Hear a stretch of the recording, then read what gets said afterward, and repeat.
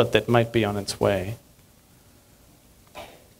The true believers, this is the last part, who keep God's commandments and hold on to the good news, that's us, will refuse to comply with this power, that is, those written in the book of life, belonging to the Lamb that was slain from the creation of the world.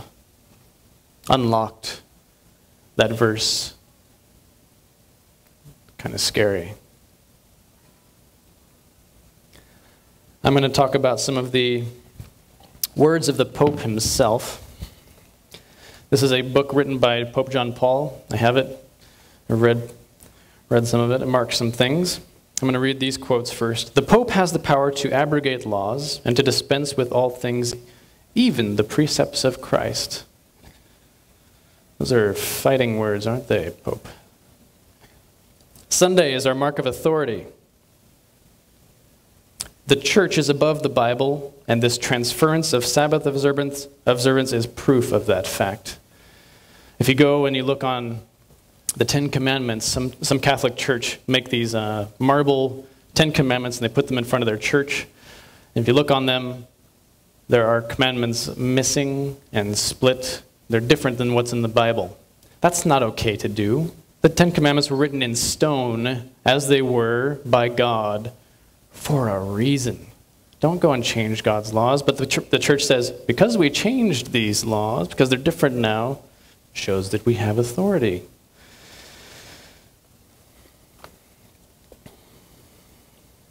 This book is called Crossing the Threshold of Hope by His Holiness Pope John Paul II.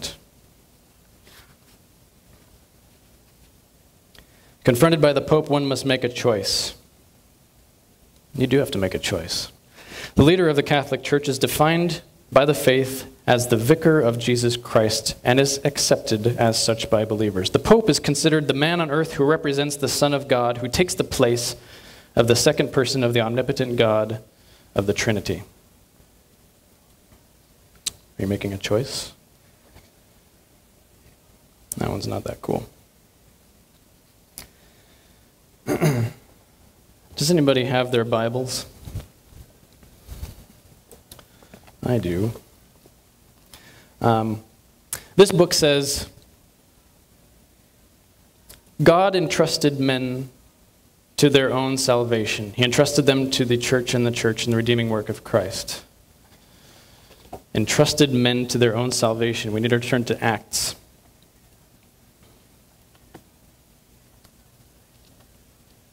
Acts what? I don't know. I wrote it in the side. Acts 4, 10 through 12.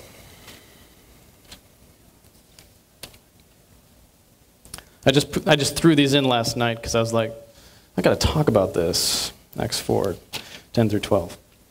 In the Bible it says, let it be known to all of you and to all the people of Israel that by the name of Jesus Christ of Nazareth, whom you were crucified, whom God raised from the dead, by him this man is standing before you well. This Jesus is the stone that was rejected by you, the builders, which has become the cornerstone. There's salvation in no one else. This is verse 12. No one else, for there is no other name under heaven given among men by which they must be saved. This book claims that salvation is left up to us and by our actions and being a good person. And that is not the God that I serve.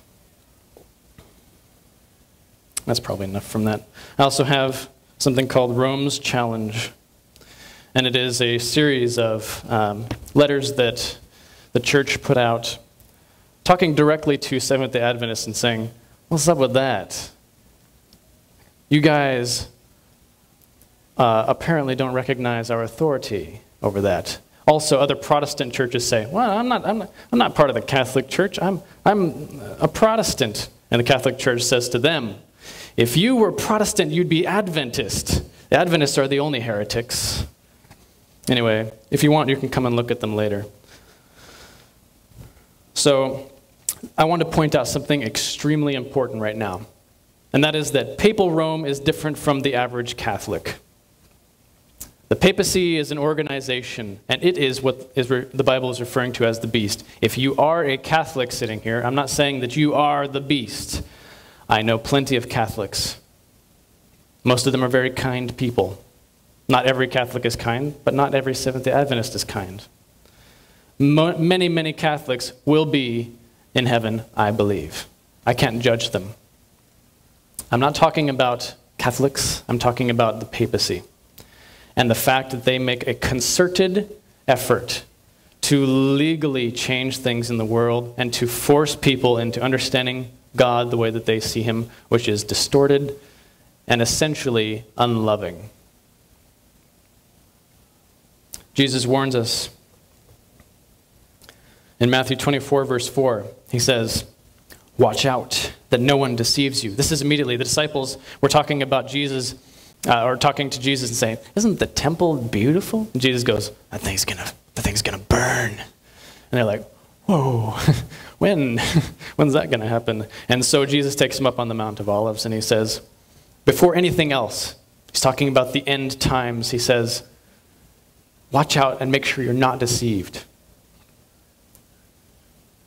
That means that Jesus thought and knew that in the end times, which we are living in right now, that there is going to be a very well-crafted effort to change people's mind, to deceive them. "Watch out that no one deceives you, for many will come in my name claiming, 'I am the Christ,' and will deceive many." Okay, so he wouldn't be like that. He'd be like, "I'm the Christ." Maybe something beautiful, maybe miracles.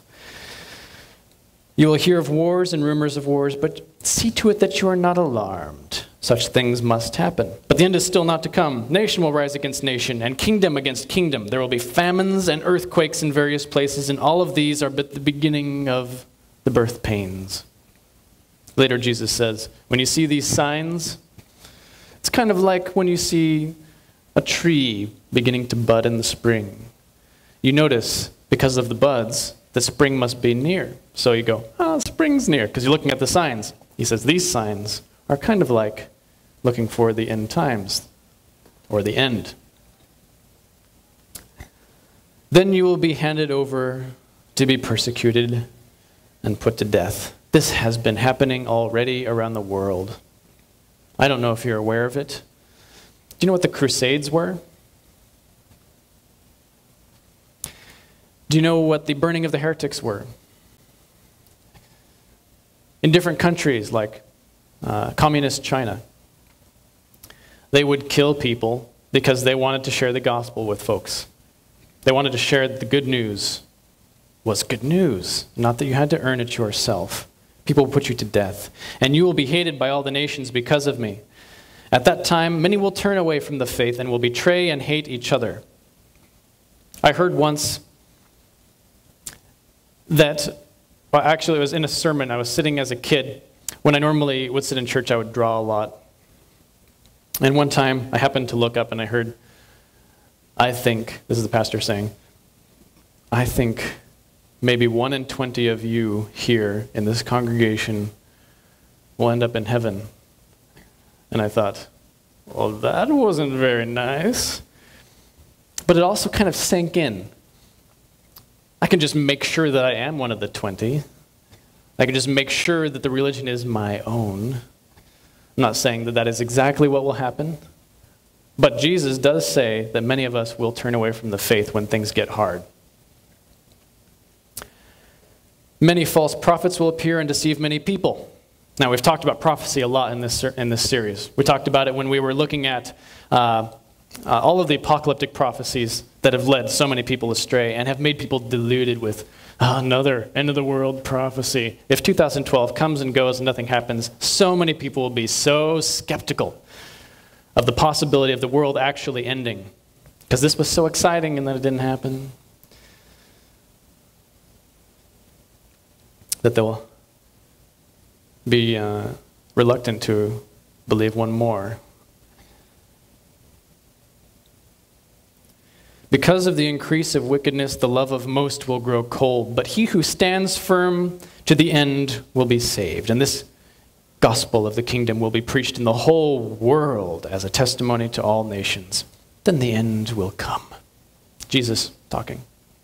So, what I'm sharing with you right now, that God isn't who a lot of people say he is, that you don't have to do anything for your salvation except thank you.